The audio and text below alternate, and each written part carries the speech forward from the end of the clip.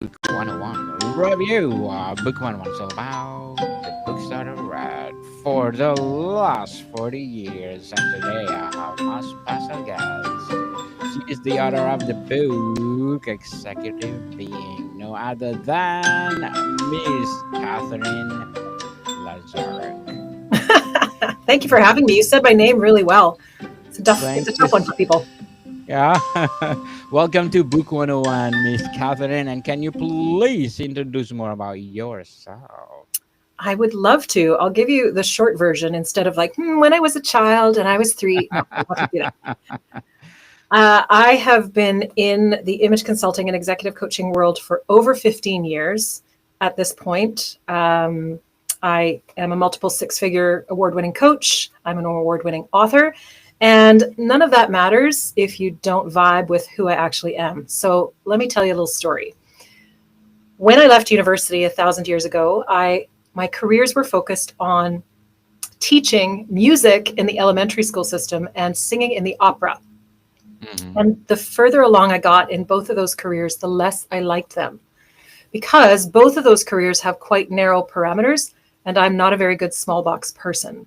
But it took 12 years and a lung tumor for me to figure out that those jobs were suffocating me. So when I was diagnosed, I left. I had tenure. You would have had to kill I would have had to kill somebody to get fired. Like, I was set, but I wasn't happy.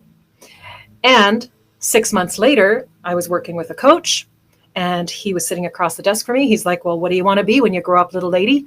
And I laughed, and I had this total download from the universe, which was completely strange, and it's never happened since, but it happened at that moment.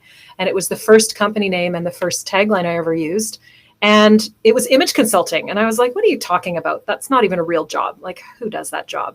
And he said, "No, it's a real job. You could do that job." And because there's no regulation in the image consulting industry at all, like, Daniel, you could hang your shingle out tomorrow and say I'm an image consultant and nobody would blink. It's completely unregulated.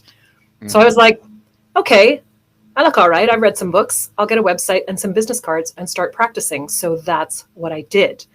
I do not recommend this approach to anybody who wants to get into image consulting now. Like, please get training. Because when you start working in image, it's deeply personal. It's very sensitive. It's very psychological.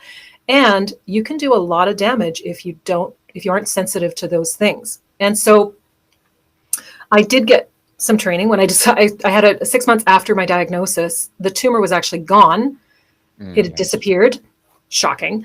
And I had a job doing corporate training at a company called PricewaterhouseCoopers, which is one of the big 5 accounting firms in the world. And then I was just built my business up around the sides, which was totally legit.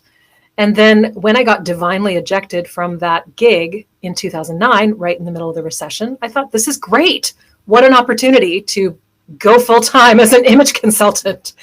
And my husband told me a couple of years ago, he's like, "Oh my God," he said, "when you said you were starting an image consulting business in the recession, I thought you were crazy, but I didn't say anything." And here we are. And so how Executive Being came about was because my clients got promoted because of the work that we were doing.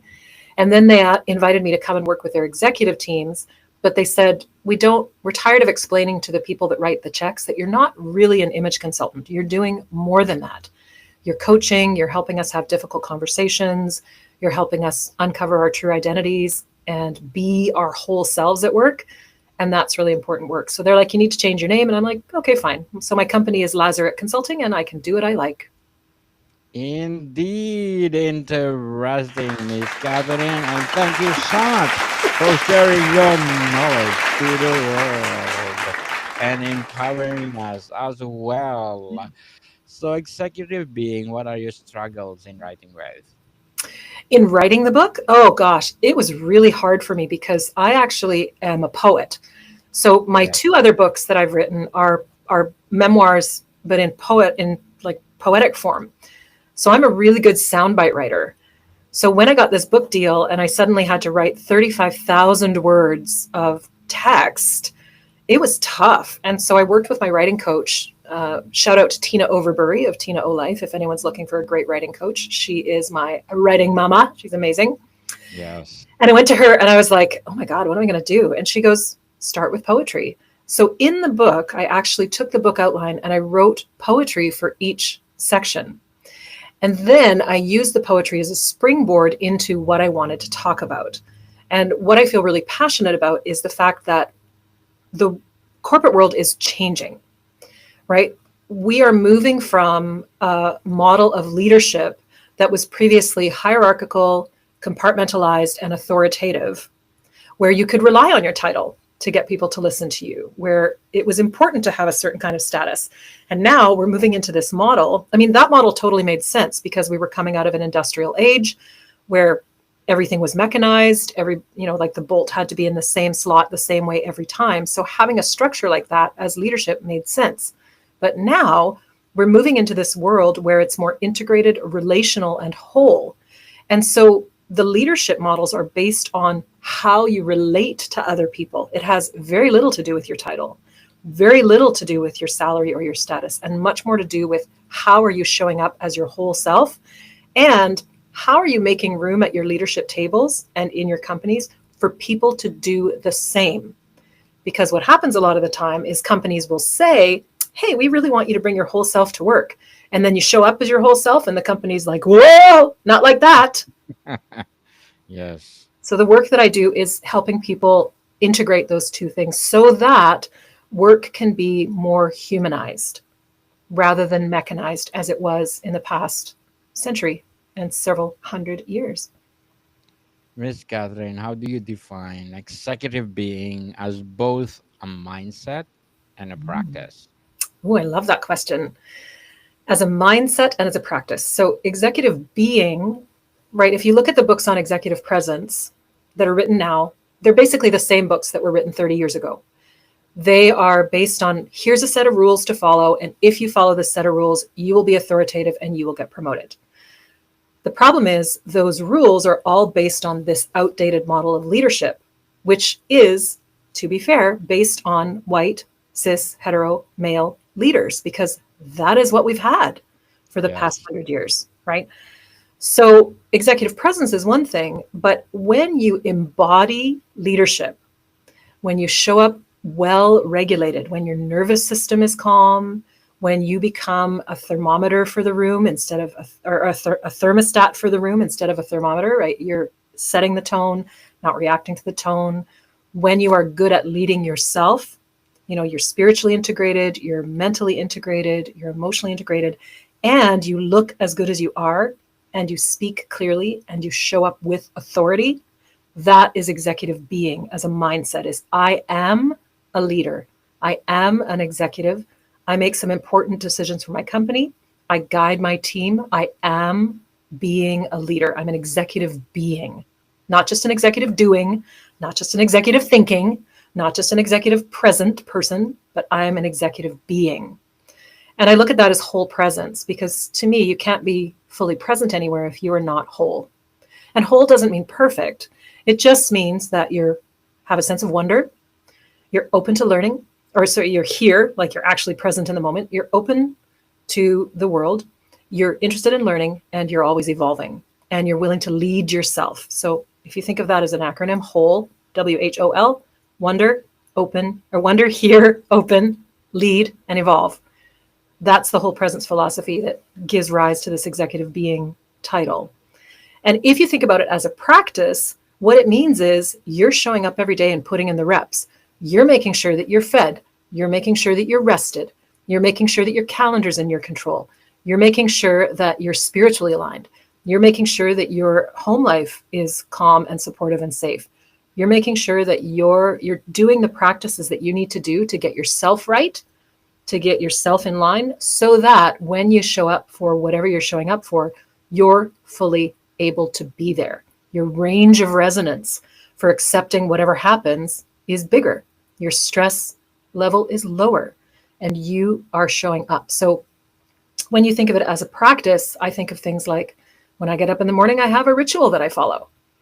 I have a journaling practice. I have a meditation practice. I have a practice of ruthlessly clearing my calendar and scheduling things in a certain way so that I'm not at the mercy of other people when it comes to protecting my time. because your time is your most valuable asset. So there's practices around your own routines for yourself, and then there's practices around what you can do in the workplace to control as much as you can control and accept and let go of the things that are out of your control and be calm about all of it. Beautifully articulated. Miss Catherine, I want to be executive being. Indeed. So, what are the biggest challenges leaders face in becoming more human centered? I think the biggest challenge that leaders face towards becoming more human centered is that they have been trained to wear a corporate mask.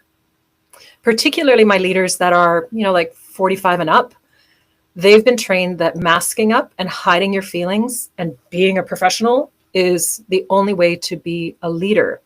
And I think it's very hard. And I see this especially in my white male leaders that are over 50. It's especially hard for them to remove those masks and show up as human, which means it's hard for them to express their feelings. It's hard for them to even identify their feelings sometimes because they haven't had to for all the time that they've been in leadership. And it's really challenging for them to drop the mask, to say, I am the same person. I have one life. I'm the same person at home as I am at work. Now, this doesn't mean you abandon all discretion and privacy, because those things exist. But it does mean that when you show up, like people, what you see is what you get, right? There's no deception Yes. involved. There's no, I'm not who I like. I always say to people, if you are very different at work than you are at home, then you're lying to yourself somewhere. Indeed. So you need Yes. to be able to drop the mask. And I think that's the biggest challenge. So I really love helping people uncover their real identities and showing up as their whole selves at work. It's one of my favorite things to do.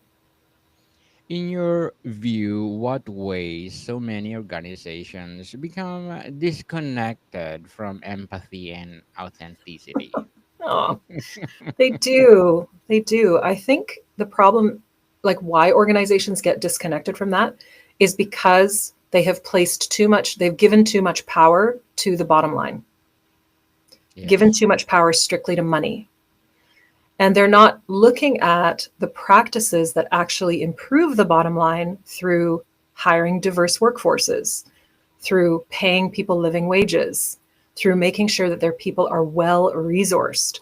And the more they try to increase profit margins for shareholders, for themselves, and the more they try to squeeze more out of their employees, the more disconnected they get from empathy. And there are actually some studies that show that the wealthier people get, the less empathic they get. They True. get disconnected from their empathy. So I think it's really important. Like money's just a magnifier, right? If you were a jerk poor, you're going to be a jerk rich too. If you were really kind poor, you're going to be kind rich too. It's just a Yes. magnifier, right? But I do think that companies, when they focus too much on revenue targets and not enough on how people are feeling and how they're feeling about the company and about themselves, that's where they get in trouble because people are human and we can't hide from that any longer. Totally agree with you. Miss Catherine, what are some practical ways executives can foster connection and trust in their teams? I think the most practical way that executives can foster trust and connection in their teams is to ask them what's really happening and listen Yes. and actually implement policies that help address issues that arise. This is not easy. I know it sounds really easy when I say it because there's power dynamics involved, because people might not feel like they can be fully transparent. But some of the best executives I know do three things. One, they show up fully Mm. as themselves. Yes. Number two, they care. Like they care and they show that they care. And they might show that they care by giving tough feedback, but it's always giving feedback in service of the person or in service of the organization. So they show up as themselves, they really care, and they show that they care. And then the third thing that they do is they communicate, communicate, communicate. One of my favorite leaders that I've ever worked with, she is diligent about making sure that she's deeply understanding the person across from her. She wants to know what their reality is. She's always framing her messaging from what they know. She's meeting people where they're at. And that is the most beautiful communication skill that any executive could ever master. Because what happens is executives get up in their own bubble and they don't always hear the people underneath them. And they are responsible to the people underneath them, not just to the shareholders, because the people underneath them are the people who create value for the company. So if you're an executive and you're thinking about what to do, show up fully as yourself. So do your own work. Really, if you care, then show that you care. And if you don't care, you're probably in the wrong company. So you might want to leave and find some place that you actually care about the mission and the product of the company that you're working with, so that you can actually bring your whole heart to work and really think about, what is the other person hearing? What is their current reality? How can I speak into that? How can I understand them from that place? Indeed. So, as an author, Miss Catherine, what will be your short-term and long-term goals? As an author, my my short-term goal is to find more people to buy this book and start using these principles. And the interesting thing about this Yes. book too is I really strongly recommend that you do not read it front to back. Don't try to sit down and just go like page by page. I recommend that you use it more as an artistic plaything, where you pick it up and you're like, oh, I'm just going to randomly open it and see what jumps out at me. And I'm going to randomly open it and see what jumps out at me. And I'm going to try this and I'm going to try that. And maybe there's lots of white space in the book. Maybe I'm going to write in the book. Maybe I'm going to write on the book. Maybe I'm going to like get some colored pens and mess around and see like, what is this? Like, what is this book? Because there's poetry in it. That'll freak you out. But if you are a very like linear person and you love to go like front to back, it's going to drive you crazy. Just FYI. And I did it on purpose. I did it on purpose. Right? There's lots of data in there and there's lots of poems and there's lots of chunks in there and really good practices. But yes. So my short-term goal, of course, is to get more people reading this book and using the practices. And my long-term goal as an author is just to share my art with the world, share my thoughts with the world. And if somebody wants to get on my bus, great. My bus is great. It's going really cool places and it's really fun as a ride. So if you want to get on my bus, then come find me. But that's my long-term goal, is to share. And my dream is that this world is actually moving towards a more just, equitable, fair world. And I think the sort of planetary movements support that. And there's so many people that I'm meeting that are doing such great work at moving the world into a better place, despite the headlines, despite all the chaos that different agents of change are trying to sow. There's so many people that are like, you know what, we need to do better. And people are really stepping up. So you're one of them, Daniel. Like, you're out here sharing books that are great. And you're interviewing people that are putting their thoughts out into the world. And you're part of the transition team, right? We're in a big transition. We're going to a better place, and transition team for the win. So I'm on the team and I'm like, whew, I'm doing my work. And thank God Daniel's over there doing his work. I don't have to do that. And you'd be like, oh, God, Catherine's doing her work. I don't have to do that. But we're all in it together, right? We're in it together. Yes. So, Good luck to your goals. Good luck to your goals, Miss Catherine. And let's have a big, big hand for both of us. Let's give an applause for both of us. Thank you so much for empowering the world. And what will be your advice for those people out there who want to write their own book? Oh, just start. Honestly, just start. Like, open up a Google Doc and start your collecting draft. So again, my writing mama, Tina Overbury, always tells me there's at least 5 drafts of a book before you're ready to send it to publishing. And the first draft is the collecting draft. And the collecting draft is so much fun, because it's like you're walking on the beach and you're picking up shells, or you're walking through the forest and you're picking up branches, and you're walking, through a field and you're picking flowers. Like, just start dumping everything that you can think of into this document. And don't be afraid to write like 1 sentence or 10 sentences. Just begin. Just begin. Don't be afraid. Just start. And because the other thing is, you don't have to judge it. You're not judging it. You're just writing it. And Just writing stop it. So just start. procrastinating. Yes, just start and stop procrastinating, people. Yeah. Just do it. If you Just have the passion to write. Mhm. Yes. So, Miss Catherine, what role does purpose play in humanizing both the leader and the business? What role does purpose play in humanizing leader in the business? Well, I think it's very hard to get anywhere if you don't know why you're going there, Yes, no right? purpose. And there's purpose on the large scale and there's purpose on the small scale. So I just shared with you, my purpose is to be part of this transition to a better world. That's my big why, right? I want more people to be awake, more people to be aware, more people to be self-expressed, more whole people in the world, more lit up people in the world. That's my big why. But then there's like small purpose, which is like, okay, what can I do today to help advance this larger goal, right? What can I do Yes. today? And maybe like last year it was writing this book, and today it's talking to you for 20 minutes about it. And then it's also maybe talking to a client about something, or talking to a new person about it, or going to an event and meeting people. But like, it's large. Here's my large purpose, but what's the small purpose that I have in my mind today to help advance the world to a better place? And I think that as we focus on why we're here, and if you're not sure why, that's okay. You don't have to know right away. But I can tell you that if you're not sure, what's going to lead you there is what lights you up, what makes you feel delicious, what is yummy. So if there's something in your world where you're like, this tastes so good, this feels so good, oh, that's good, run towards that. And that will help you figure out your purpose if you're not sure of what it is. But I think that the more we look at our collective purpose and then try to see how our individual purpose weaves into that, like weaves into the tapestry of that, that will help humanize us all, because everybody wants to belong. Everybody wants to have meaning. Even if your meaning is just like making enough money so you can pay for your house and your kids, that's still meaning. But everybody wants to mean something. And I think without that, it's pretty hard for us to be human. I Indeed. don't see my calculator seeking its purpose, although it fulfills a great purpose. You know what I mean? Like, I don't know if it's Yes. sitting there thinking about it, right? Miss Catherine, what's the biggest misconception leaders have about what it means to lead with empathy? I think leaders' biggest misconception is that empathy will make them weak. Yes, true. They're worried that they'll be not taken seriously.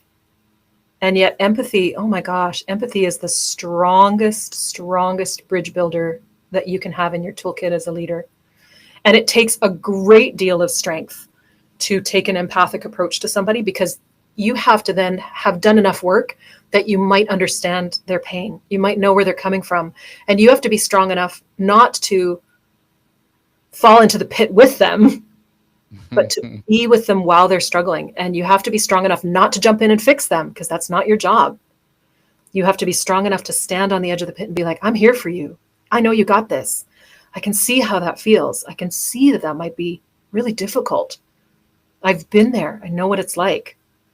And that is like a beautiful lifting up of the people around you. Personally, I think it's cowardly and weak to not have empathy, to deny your humanity, and to turn away from it, and to just try to be stoic and say, I don't feel that, and it's fine for me, and suck it up. And that's just the easy way out. That's cowardly to do that. So if you want to be brave, I think the way to go is develop your empathy for sure. It's not going to make you be weak. It's going to make you be stronger, and stronger in the fabric of humanity. Again, I want to give you an applause for that. Very well said, because nowadays people are having less and less Yeah, empathy. can't It's afford so it. sad. It's so sad.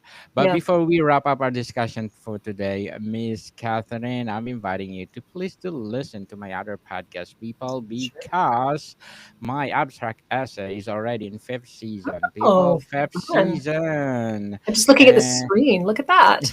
yes, abstract essays in fifth Cool. season, abstract poetry in second season, and of course my Love book it. 101 review in fifth season, comedy 101 in second season, and Right. food 101 in its fifth season too, geography 101 and love letters Oh my in goodness. third season, and my baby podcast mental health 101. I love this. You're so prolific, Daniel. I mean, Thank you I knew so about much. this podcast because of our meeting on Podmatch, but I didn't know you had all these other ones. So I'm really glad you're sharing that. How fun. Thank you so much. And movie 101 review and music 101 in fourth season, as well as my sex 101 and science 101 in Nice. first Oh, I love it. season. Please do listen to them wherever you You could, listen your podcast. yeah, you could actually interview my husband for your movie 101 review. He's a film editor. Oh my God! Please, I'll tell him. I'll tell him. please, I please Yeah, refer to me. I totally And will. My last question is, what do you hope readers ultimately take away from Executive Being, and how should they begin putting into action? I really hope that leaders who read this book take away a different approach to their own leadership as well as the leadership of their teams, that they don't have to take it so seriously, that they could be more human, they could have a lot more fun. I think that would be great. And then the way they can put it into practice in the last half of the book, chapter 5 on, they're all a series of practices to actually help you do it. So it's not just an information book, it's also a workbook as well. Yes, people, just do it. Do it. Executive Being. So, Miss Kathleen, thank you so much for sharing your knowledge to the world. And You're welcome. we are hoping for more and more and more empowering books like this to come. Keep writing, I will. please. And can you please invite our listeners to support your book itself? Yes, you can find me on your favorite platforms, whether it's large company or small. My book is available throughout all of the platforms. So Amazon, Libro FM, if you'd prefer an audiobook, Audible, I'm there. Easy to find me. Yes, people, let's support Miss Catherine because if you support her, more and more and more empowering books like this to come. So, Miss Catherine, thank you so much for your time. It was a real pleasure, Daniel. Thank you for talking with me. More to come, people. See you soon.